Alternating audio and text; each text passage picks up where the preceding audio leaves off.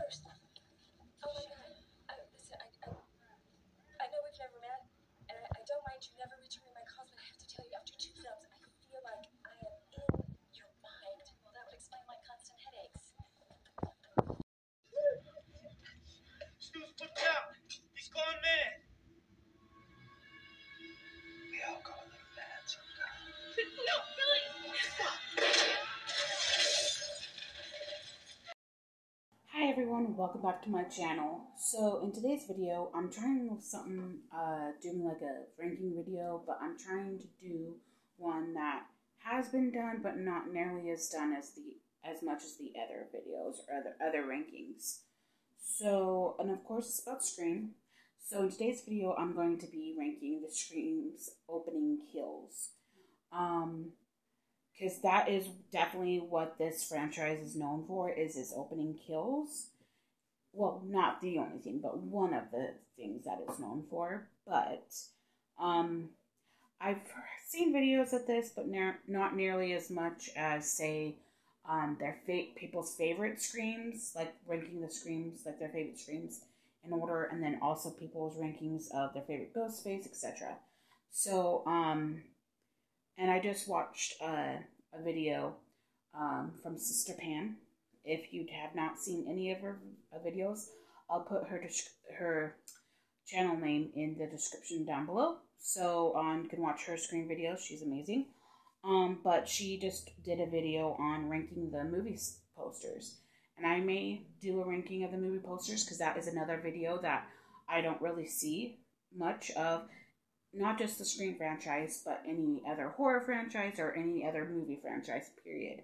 So that is a good, smart idea, Sister Pam. So, Pamela. So, and comment down below, like, if you would like to see that. But anyways, let's get started in my ranking of the opening kills of the Scream franchise.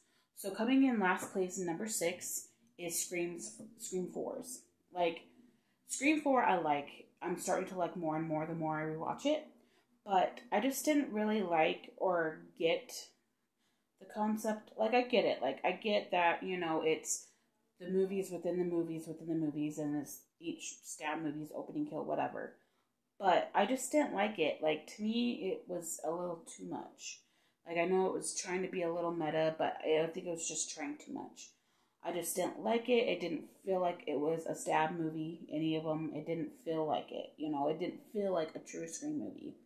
It was trying to be too much and like too goofy or whatever. Nothing against the writers of the movie or anything like that. It's just, or Wes Carpenter. Yeah, Wes Carpenter. Forget I said that. Wes Craven. I'm sorry. But anyway, no diss to them or anything like that. It's just, it's not my cup of tea. So coming in 5th place is Scream 3. I am one of those Scream 3 believers. I'm one of those Scream 3 fans.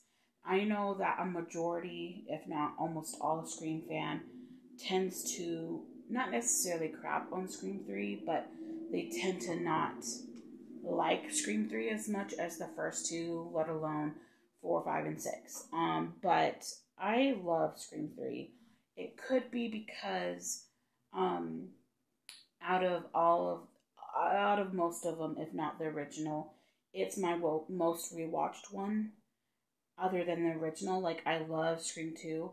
Like, I love the original trilogy, and I've watched all 3 of the original trilogies, like, original trilogy over and over and over again, because that's what I grew up with as a millennial. But it's the reason why I watched it so much, not necessarily by choice, but because it was a matter of convenience / when I was going to like Blockbuster or Hollywood Video or any movie rental store, it was like I wanted to watch a Scream movie. I'm trying to get an angle. My little guy right here. So like going to a movie rental store, I wanted to watch a Scream movie, and I'm like, okay, let's get Scream 1. Can't get Scream 1, get Scream 2, etc. So those first 2 movies were always rented out. So what wasn't rented out mainly was Scream 3, which at this point, I'm like, I don't care. And then also, you have around Halloween time, those of you who've had cable and watched AMC during their AMC Fear Fest, like on repeat, always was the Halloween franchise and some Scream movies and maybe some Friday the 13th or Nightmare going on. So that was always on AMC Fear Fest around Halloween, or even Sci-Fi, I'm sure. But Scream 3, don't get me wrong, is not the best in the franchise, but I still appreciate it. I still love it. It still is something in my heart, and I do give it credit that it does, I think, deserves, because people just shit on it. People just crap on it. I love it for sentimental reasons, just because I watched it so much. Probably a little bit more than Scream 2. Like, out of all of the sequels, though, it's probably my most rewatched sequel in the franchise. Hands down. And I love Scream 2. I love Scream 2, but it's still, I think, just not by much. It's my most rewatched sequel in the franchise by just a small little sliver.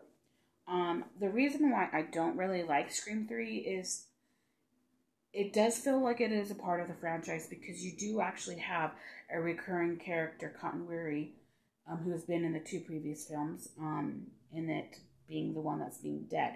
Because you had just had him at the end of Scream 2 saving Sydney and Gail, which I love Cotton's character, especially with 2, with the ending of 2 of him helping and saving Gail and Sydney. But he kind of reminds me, he's like the male Gail, so to speak, in ways. And we know this from Scream 1 and even in Scream 2, with him trying to be famous, from being wrongly imprisoned and da-da-da. And he was kind of getting his fame, kind of like how Gail wants to get her fame by writing the books and being on TV and blah, blah, blah. But I just don't think that it can, I can understand that Ghost, and then I know that there's like a little, not necessarily plot holes, but I'm going to say plot holes, but there's a lot of why, even though he saved Sydney and Gail, why was Ghostface / Roman, now we find out in, spoiler, find out in Scream 3, why would, of all people, would why would Cotton Weary know where Sydney is / know her new phone number if she's in hiding? That didn't make sense to me. That didn't make me, I think that's another reason why I didn't of all people. I understand they can't just go directly to, say, Dewey or Gil or whatever to try and kill them off, because you want to keep, Dewey and Gil as long as possible. So I can understand from that perspective to go after him, because after Scream 2, you can kind of assume that maybe Sydney and Cotton kind of became a little friendly, they're not best buds or anything like that, but at least they had some connection of some sort, not good connection, oh, let's be best buds, let's hang out on Friday nights, not that kind of a thing, but they could, try and keep even though he probably won't have her phone number or whatever, maybe they can have a made up email, maybe they can email back and forth and say, was thinking about you, I hope you're doing okay, that sort of a thing.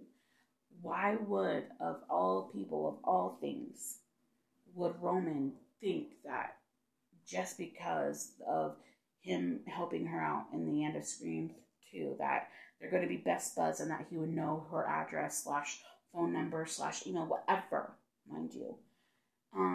And I don't mind the girlfriend and the girlfriend dying, and both of them. It's just out of place. I get, the long story short, is out of place. And don't get me wrong, I love Scream 3. It's so good. So let's move on. So in 4th place is going to be Scream 5. I was debating about, because these next 2 are going to be kind of sometimes interchangeable, because they're in the middle, they're not up high at the bottom, they're not my least favorite and then not my most favorite. So like they could be switched around. But in fourth place is Scream 5. I liked the ode for the most part to the original, but I don't necessarily like the ode to the original. Like, it was the first, Scream 5 was the first Scream we had in over 10 years since Scream 4. And I understand that that's what they were kind of trying to go with, is trying to have Scream 5 be like Scream 1, Scream 6 be like Scream 2, etc. You get the picture. But I just didn't, like, I want it to be like I want them to try to bring, have Scream 5 be similar to Scream 1, but not have the exact same opening. Like, you don't need to have the exact same opening, kill / opening, just to be, like the original. Like, and I, don't get me wrong, Jenna Ortega killed the shit out of that and performed it really well, and there were some good, suspenseful spots in there and stuff. And another thing, why in 2022, and I understand that there's, still some old boomers and older people that still, and even my age, I'm a millennial, I grew up with landlines as well. So why would somebody still have, in that day and age, still have a fucking landline? Everyone has cell phones nowadays. Like, come on, seriously, come on, get with the picture, get with the program, people. But anyway, but I guess in a sense nowadays, and I don't think people realize, it's nice. It's nice to actually have a landline as well as a cell phone, because if one goes out, like if your cell phone dies,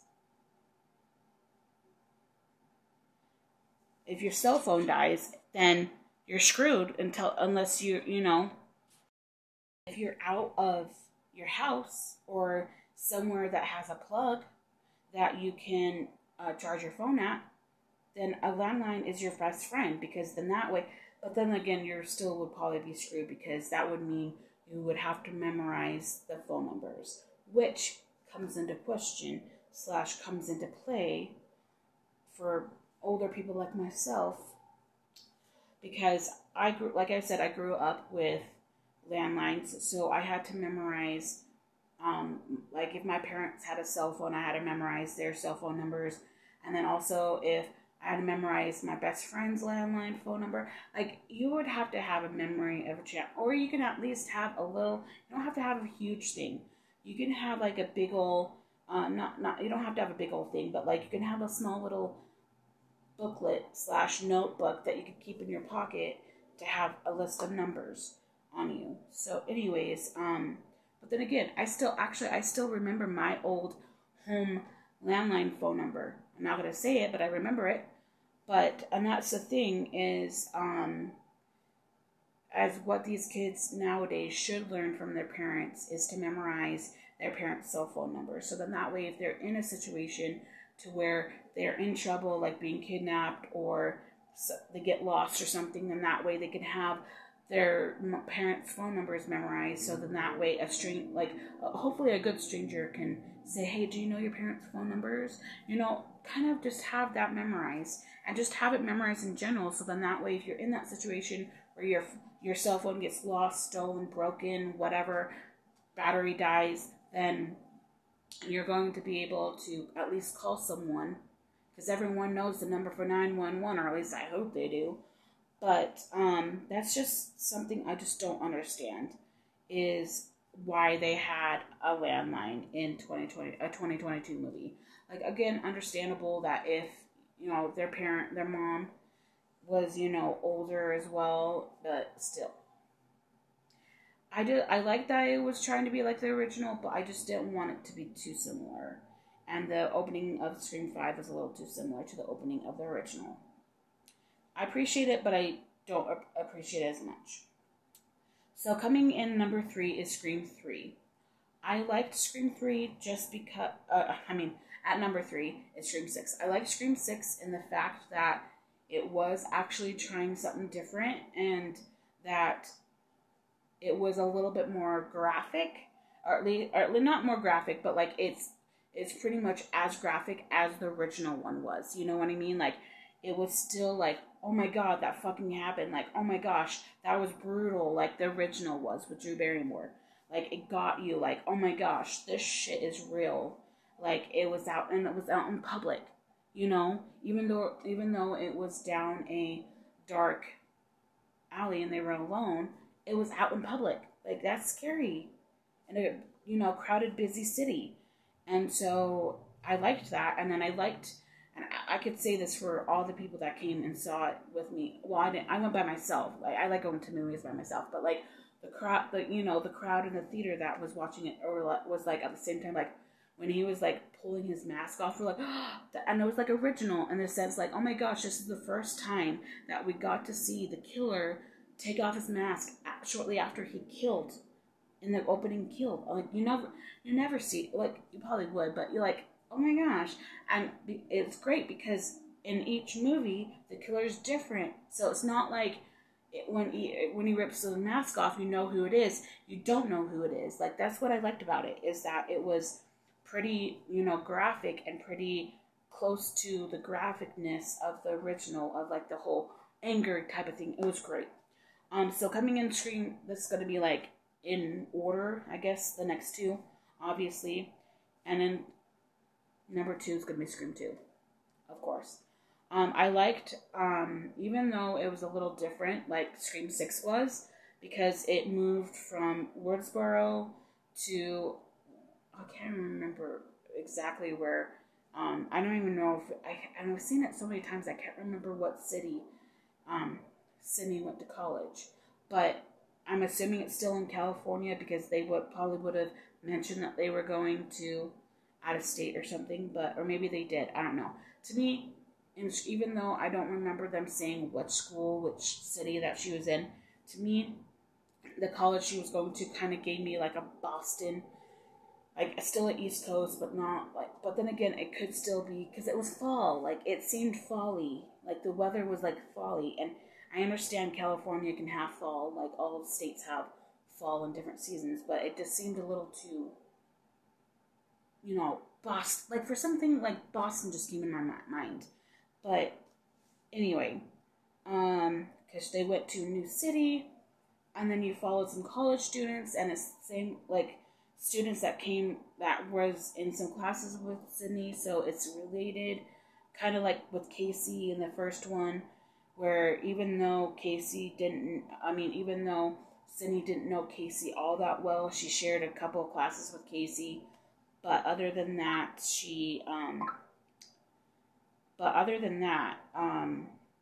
I thought that Scream 2 was really good. Jada Pinkett Smith did a really good job, especially with the whole, like, she being killed in front of a whole hell of a lot of people, and those people are not paying attention or think it's all a joke. Like, oh my god, it was so great just to being able to, like, see them being like, oh yeah, this is a cool acting, chick, yeah, you're dying, cool, yeah, get up, you're dead, bye. But then they realize, oh my god, she really is fucking dead. This is serious, like, oh my god, crazy. And then, of course, number 1 is Scream 1. Like, I think that Scream 1, I don't think anything is going to really top Scream 1. Like, Scream 1, and that's just to say, with all of these rankings, with all of these different, like, franchises, like, horror genre, or any genre, it doesn't matter. Like, 10 times out of 10, sometimes you have that one exception where a sequel can be better than the original, or almost, or as good as the original. But this one, the original always tops pretty much in every little category. I love the original. Drew Barrymore acted the shit out of that. She's amazing. Like, oh my gosh. And I love her in that blonde wig. She looks amazing as a blonde. She's one of those people that can look good probably with any hair color. But anyway. And I love how scared she got. Like, and just to think of it, like, having a mass killer outside your house that can come in and out, like, that's scary shit right there. And I think that's one of the reasons why I like this franchise so much, is that even though, sure, some of it can be very funny, look at Scream 3 and even Scream 4 in some bits, but, like, having a masked, like, murderer, like, killing your friends / coming after you, that's pretty scary. And even though it takes a lot to scare me, like, I don't hardly ever get scared. Like, if people that go behind me go, boo, I'm like, oh, sorry, you didn't scare me. I guess that's just, I've seen so many scary movies. I've gotten scared a lot. It was more when I was younger. Like, when I was younger, I think the reason, there's one time, fun fact, fun little story, is when I was a kid, probably about 6 or 7,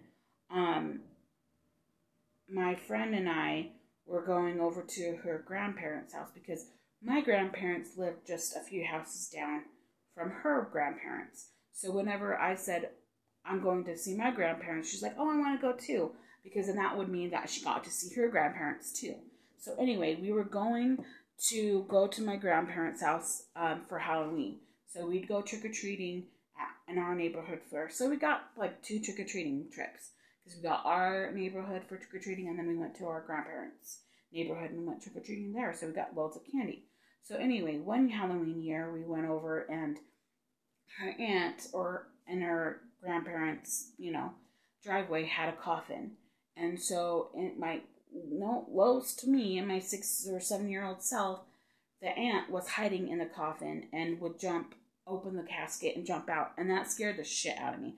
I think that is definitely like when it occurred to me that, oh my gosh, this is so much fun. Like, of course, I was genuinely fucking scared. I jumped out of my bones. My bones jumped out of my skin. Like, seriously, ran to my mom, crying, whatever. But then I'm like, ooh, that was actually fun. That was like fun. And then I think after that, that's when I pretty much became obsessed with like anything horror, like the horror genre with scary movies, anything dark, gothic, whatever. So just having that feeling of being scared was so much fun. So that's why I love like haunted houses, anything dark, horror. So, anyways, and just watching these kind of movies, just even though I'm not scared anymore, I still love watching them. Just so then that way, especially if I go to like a movie theater and a cinema room, I can like watch other people get scared and laugh at them getting scared. I'm like, oh come on, please, this is all the same as generic. But anyways, that is my ranking. I hope that you liked it, and comment down below if you want to get my opinions on the rankings of the movie posters. I hope that you guys have a good day. Thanks for watching.